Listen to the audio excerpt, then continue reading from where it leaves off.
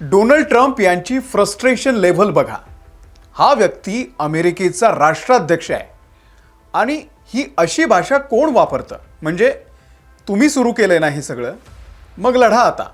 तुमच्याकडून straight of हॉर्मुझ open होत नाहीये. कितीही जोर लावला तरी सुद्धा इराण तुम्हाला बधत नाहीये, तो भारी पडतोय. जगात तुमचं कोणीही आता ऐकत नाहीये. सोशल मीडियावरती लोक तुमचे मीम बनवतायत आणि म्हणून गावगुंडासारखी अशी अभद्र भाषा वापरायची. तुम्ही अमेरिकेचे राष्ट्राध्यक्ष आहात, जो या जगातला नो डाऊट सर्वात शक्तिशाली देश आहे. पण इराणनं ट्रम्प यांना जे महिनाभरापासून पाणी पाजलंय, ट्रम्प यांनी आपल्या संयमाची आता पातळी सोडलेली आहे.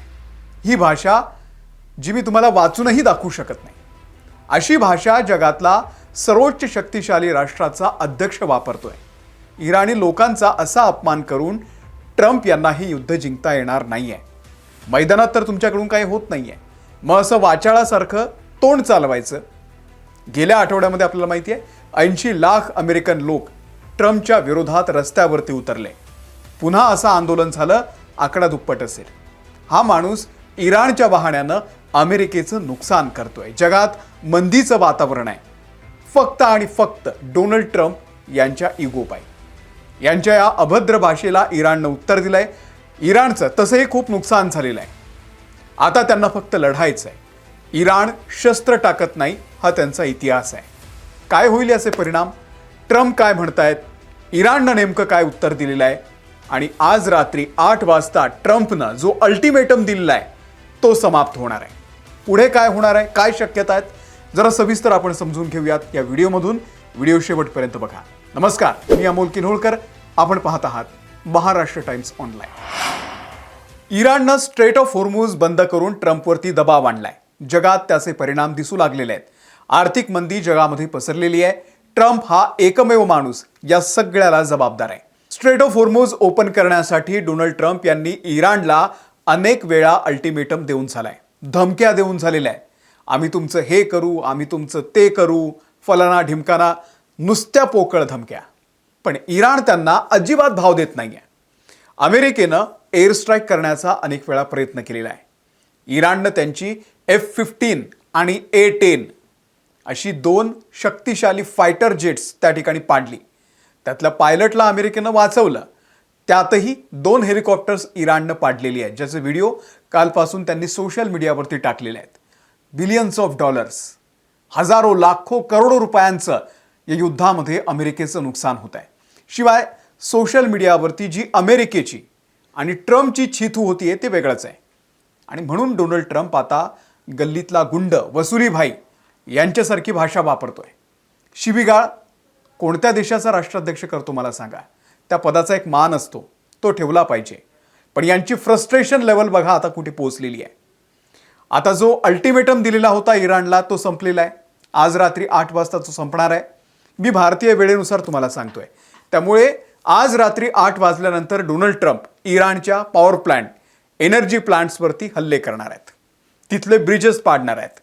एकंदरीतच त्यांची कनेक्टिव्हिटी तोडणार आहे. आम्ही तुमचं जगणं नरक बनवू अशी धमकी डोनाल्ड ट्रम्प यांनी दिलेली होती. आता ट्रम्प यांनी इराणला आणखी 24 तास वाढवून दिलेले आहे. म्हणजे भारतीय वेळेनुसार आज रात्री 8 वाजल्यानंतर अल्टिमेटम संपलेला होता.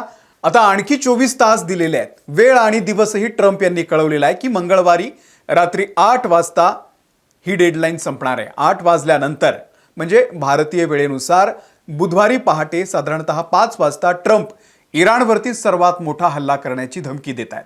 पण असं तर काहीच नाहीये. म्हणजे 10 दिवसांचा स्वयंघोषित डोनाल्ड ट्रम्प यांचा जो सीजफायर होता त्या काळातही ते इराणवरती हल्ले करत होते, तिथले ब्रिज पाडत होते. हा असा कोणता सीजफायर असतो? डोनाल्ड ट्रम्प खरं तर 2 युद्ध लढत आहेत. एक त्यांचं सोशल मीडियावरती युद्ध सुरू आहे आणि दुसरं इराणमध्ये सुरू आहे. त्यामुळे ट्रम्प सोशल मीडियावरती युद्ध जिंकल्याच्या नुसत्या बाता मारत आहेत. प्रत्यक्षात तसं काही नाही आहे. इराणनं आता स्पष्ट शब्दामध्ये डोनाल्ड ट्रम्प यांच्या धमकीला उत्तर दिलंय. इराणी संसदेचे अध्यक्ष आहेत, तिथले डिसिजन मेकर गालिबाफ यांनी स्पष्ट केलंय की ट्रम्प यांचा प्रत्येक निर्णय अमेरिकन लोकांना जिवंत नरकामध्ये ढकलतोय.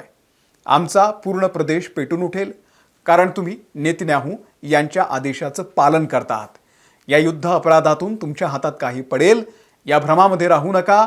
इराणच्या लोकांच्या अधिकाराचा सन्मान करा. याचा अर्थ जर अमेरिकेनं इराणवरती असाच हल्ला केला तर आजूबाजूच्या सगळ्या प्रदेशाला आम्ही नेस्तनाभूत करू. गेल्या 24 तासात कुवेतची ऑइल बिल्डिंग असेल किंवा बहरीनची ती बाफ्को रिफायनरी असेल, UAEची गॅस आणि एनर्जी साईट्स असतील, या सगळ्यावरती टार्गेट केलेलं आहे. आणि ऑलरेडी तिकडे सगळीकडे सध्या काळ्या धुराचे लोट दिसत आहेत, आग दिसतीये. इराणच्या धमकीला हलक्यात घेऊन चालणार नाही. तिकडे बेंजामिन नेतन्याहू यांनी मीडियाशी बोलताना वक्तव्य केलं की मंगळवारपर्यंत हा संघर्ष थांबेल असं वाटत नाही. इराणला कोणतीही डील करायची नाहीये, त्यामुळे अमेरिकेनं आता अंतिम युद्धाची तयारी सुरू करावी. जे इराण म्हणतोय ते बरोबर आहे की ट्रम्प हे बेंजामिन नेतन्याहू यांच्या इशाऱ्यानुसार हे युद्ध पेटवत आहेत. इराण इस्रायलवरती गोळे टाकतोच आहे. इस्रायलनं इराणच्या शाळा, steel plants, energy sites, bridge हे सगळं पाडलं. आता इराणही इस्रायलला उत्तर देतोय. इस्रायलच्या ड्रोन फॅक्टरीवरती इराणनं हल्ला केलाय, त्यात त्यांचं मोठं नुकसान झालंय. तेल अविवमध्ये मोठं नुकसान झालंय. इराण मोठ्या हिमतीनं हे सगळा जो संघर्ष आहे, हे युद्ध आहे, ते लढतोय. खरं तर हवाई क्षेत्रामध्ये अमेरिका आणि इस्रायलचा डॉमिनन्स आहे, ताकद आहे. इराणची तेवढी ताकद नाही आहे. त्यामुळे इराणचं नुकसान होत आहे, खूप नुकसान होत आहे. पण इराण आखाती देशांना टार्गेट करतोय. या संघर्षाचं मूळ काय होतं, कशावरून हे सगळं युद्ध पेटलेलं होतं आणि आता डोनाल्ड ट्रम्प कशासाठी लढतायत त्यांनाच माहिती नाही आहे ते कशासाठी लढतायत.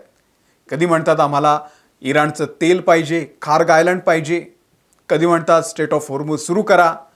सुरुवात केली तेव्हा म्हणाले की न्यूक्लिअर प्लांट्स आम्हाला उडवायचे होते. रोज ट्रम्प यांचे वेगवेगळे स्टेटमेंट, त्यांचे मूड असतात, त्यानुसार ते वागतात. पण या सगळ्यामुळे आखाती देशांचं संकट आता वाढलेलं आहे. दुबईचा सगळ्यात मोठा जो माहोल बनवलेला होता, तो माहोल बिघडलाय. जी जाहिरात केली होती, खा प्या मजा करा, हे सगळं आता धोक्यात आलंय. इराणसारखा जखमी शेर शेजारी असणं त्यांच्यासाठी महागात पडणार आहे, त्यांची ब्रँड व्हॅल्यू कमी करणार आहे. त्यामुळे ते ट्रम्पला पुश करतायत की तुम्ही लढा, हीच वेळ आहे, संपवा इराणला. आणि ट्रम्प ही अशी गलिच्छ वक्तव्य करून स्वतःची आणि अमेरिकेची आबरू रोज वेशीवरती टांगतायत. काल ईस्टर संडेचा दिवस होता. सणावाराला देखील ट्रम्प कशी भाषा वापरतात बघा. काय बोलावं, काय करावं, अशा चलबिचल अवस्थेमध्ये सध्या डोनाल्ड ट्रम्प आहे आणि त्यामुळे त्यांचं फ्रस्ट्रेशन बाहेर पडत आहे. तुम्हाला या सगळ्याबद्दल नेमकं काय वाटतंय? ट्रम्प वापरत असलेली भाषा, इराण त्याला देत असलेलं उत्तर, याबद्दल आपलं काय म्हणणं आहे आम्हाला कमेंट करून नक्की सांगा. या व्हिडिओमध्ये इथेच थांबतोय. आमच्या महाराष्ट्र टाइम्सच्या यूट्यूब चॅनलला जर तुम्ही सबस्क्राईब केलेलं नसेल, सबस्क्राईब करा. फेसबुक, ट्विटर आणि इन्स्टावरती आम्ही आहोत, तिथे आम्हाला फॉलो करा. धन्यवाद.